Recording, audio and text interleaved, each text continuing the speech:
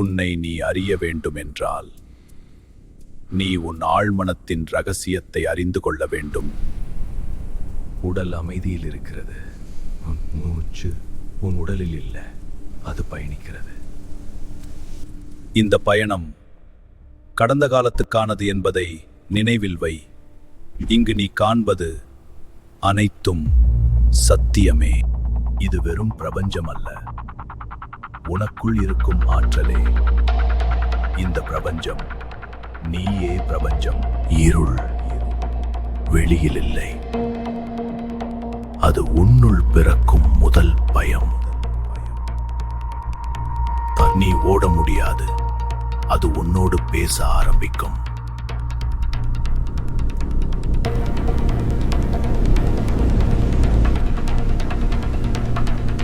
ஆனால் அந்த இருளை எதிர்கொள்ளும் போதுதான் உன்னுள் மறைந்திருக்கும் சக்தி விழித்தெழும். உடல் அசையவில்லை, ஆன்மா மட்டும் வெளியில் நகர்கிறது. நீ உடலை விட்டு வெளியேறும்போது உன்னையே நீ பார்க்க ஆரம்பிப்பாய். உன் உடல் இங்கேயே இருக்கும், ஆனால் உன் ஆன்மா எல்லையற்றது. நீ பார்க்கும் இந்த விண்வெளி உன்னுள் தொடங்குகிறது. இது பயணம் இல்லை, இது ஒரு விழிப்பு.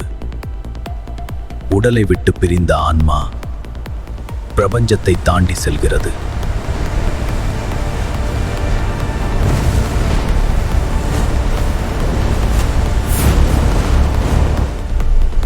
அகண்ட பிரபஞ்சத்தின் எல்லையை கடந்தவன் இப்போது ஒரு உலகை நோக்கி இறங்குகிறான். ஒளியில் பிறந்தவன் இருளில் இறங்க வேண்டிய விதி.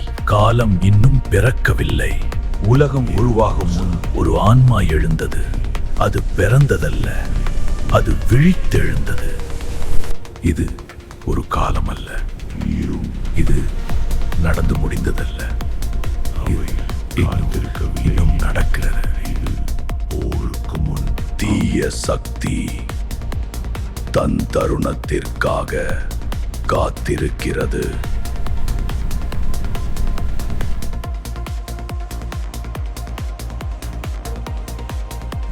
வரையனே, உனக்காகத்தான் நான் காத்திருந்தேன். காலம் முடிவை எட்டிவிட்டது.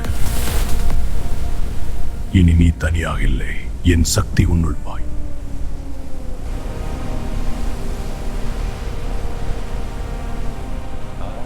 கதிரவன் மறையும் நேரம் இருள் மட்டும் வராது, அவர்கள் எழுந்து விடுவார்கள். அவை மேலெழுந்து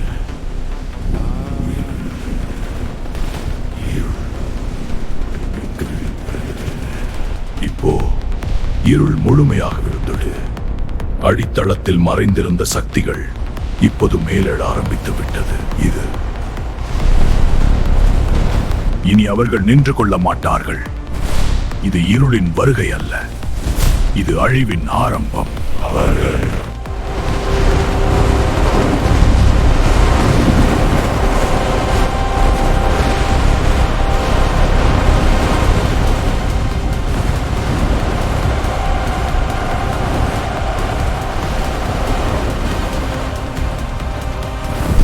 இது ஒரு சாதாரண போர் இல்லை. இது மனிதர்களுக்கும் அசுரர்களுக்கும் இடையிலான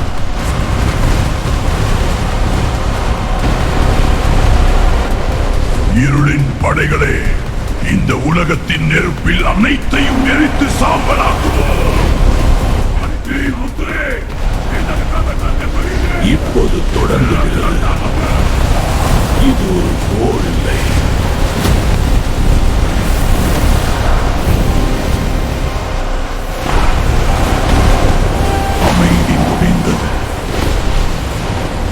போர் இல்லை, இது அழிவு.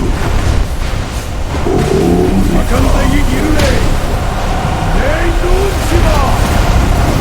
ஓம் சிவா. முடிவு இங்கே.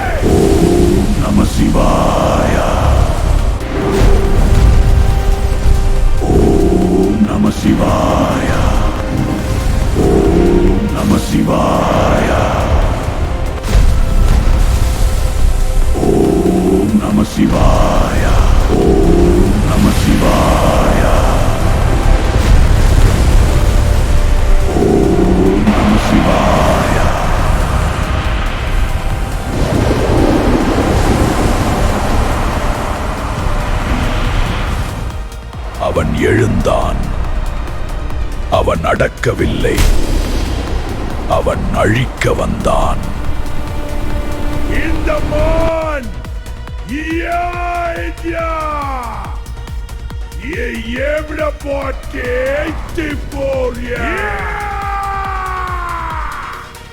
இதை எரியவிட மாட்டோம், எரித்து விடுவோம். இது நம சிவாய்.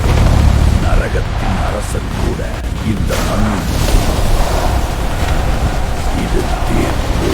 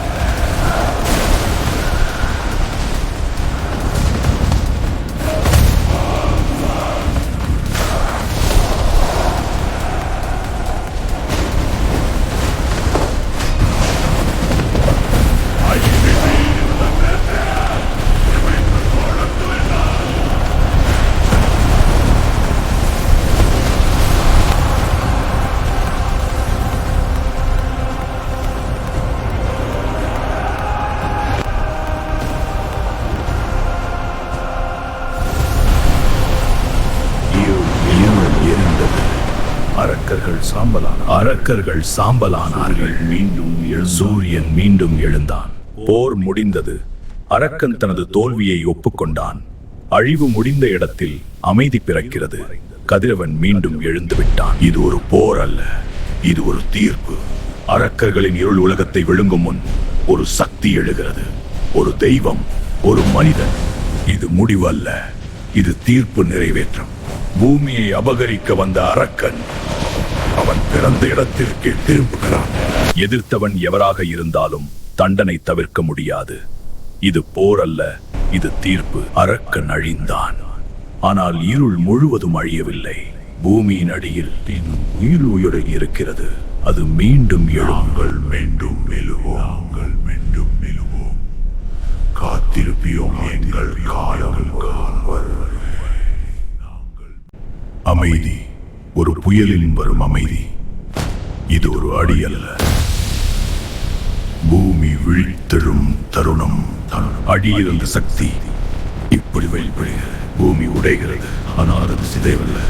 அழிவின் உள்ளேதான் புதிய உருவாக்கம் பிறக்கிறது. வரையனே, அரக்கன் மீண்டும் எழுவான்.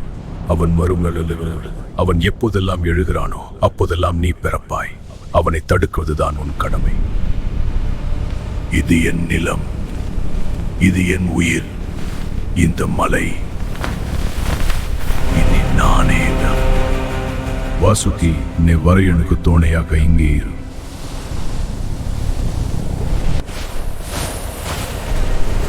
இது என் நிலம், இது என் உயிர்.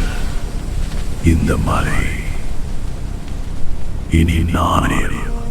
புரிந்ததா உங்களுக்கு நான் யார் என்று?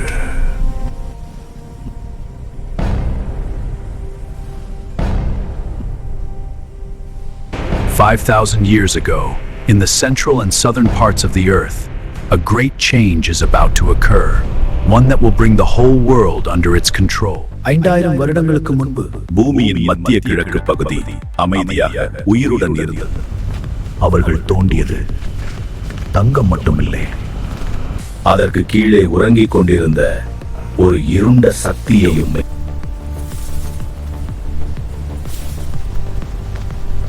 ஆனால் பூமி அமைதியாக இல்லை. அது ஒரு விபத்து இல்லை, அது பூமி திறந்த வாயாக இருந்தது. அதன் கீழ் ஏதோ இருந்தது.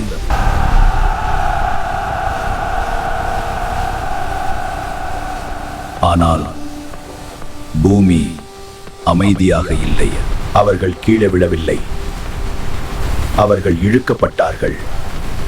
பூமி அவர்களை விட்டுவிடவில்லை, அவர்களை விட்டுவிடவில்லை. இந்த மண் அமைதியா இல்ல, இது எதையோ எடுத்துட்டு இருக்கு. கீழே ஏதோ காத்திருக்குது. இது மண் இல்ல, இது ஏதோ உயிரோட இருக்கு. அது குடிக்க ஆரம்பிச்சிருக்கு. அது விழித்துக்கிட்டு இருக்கு. இப்போ அது எழுந்து வருது. இது விழித்து விட்டது. அவர்கள் இன்னும் புரிஞ்சுக்கல.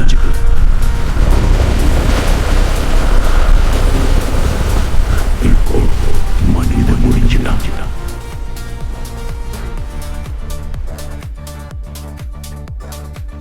உலகை ஆளப் போகும் இடம்.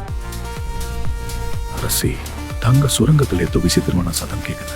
நம்ம அடிமைக்கெல்லாம் பிட்டு பிடிச்ச மாதிரி ஒருத்தர் தாக்கிக்கிறாங்க.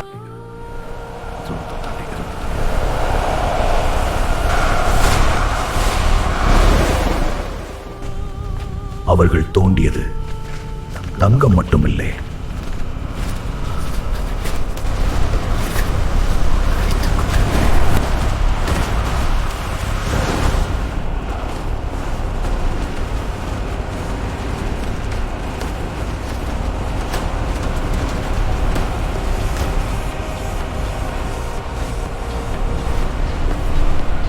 இது சாதாரண இடம் இல்லை.